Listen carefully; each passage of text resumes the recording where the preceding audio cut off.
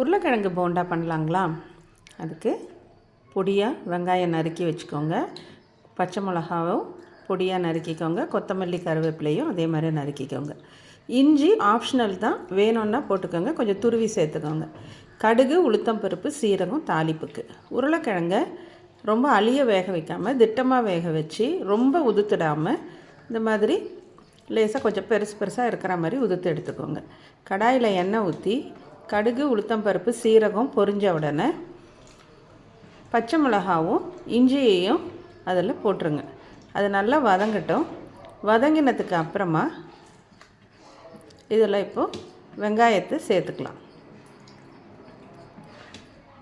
வெங்காயம் சேர்த்ததுக்கப்புறமா ஃபுல்லாக சிம்மில் வச்சு பொறுமையாக வதங்கட்டோன்ட்டுன்னு விடுங்க.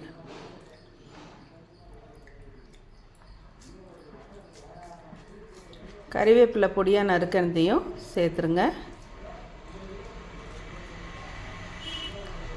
இப்போ இது நல்லா வதங்கினதுக்கப்புறம் அதில் மஞ்சள் தூளும் உப்பும் சேர்த்து உதுத்து வச்சுருக்கிற உருளைக்கிழங்க அதில் போட்டுட்டு கொத்தமல்லியும் சேர்த்து நல்லா கலரி ஆறட்டோன்னு விட்டுடுங்க. நல்லா ஆறினதுக்கப்புறமா சின்ன சின்ன உருண்டைகளாக பிடிச்சி எடுத்து வச்சுக்கோங்க. இப்போது மேல் மாவு ரெடி பண்ணலாங்களா? அதுக்கு ஒரு பாத்திரத்தை எடுத்துக்கிட்டு அதில் ஒரு கப்பு இல்லை எவ்வளோ தேவையோ அவ்வளோ கடலை மாவு போட்டுருங்க.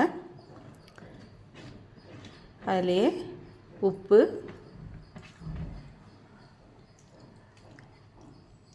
மிளகாய்த்தூள், கொஞ்சமாக சோடா மாவு இது போட்டு நல்லா கலந்துட்டு தண்ணி ஊற்றி ஒரு தோசை மாவு பதத்துக்கு கரைச்சிக்கோங்க.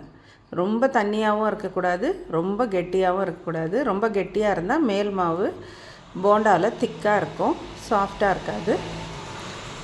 உருட்டி வச்ச உருளைக்கிழங்குல இந்த மாவில் துவைச்சி எடுத்து நல்ல சூடு ஏறின எண்ணெயில் போட்டு பொரித்து எடுத்திங்கன்னா உங்கள் உருளைக்கிழங்கு போண்டா ரெடி.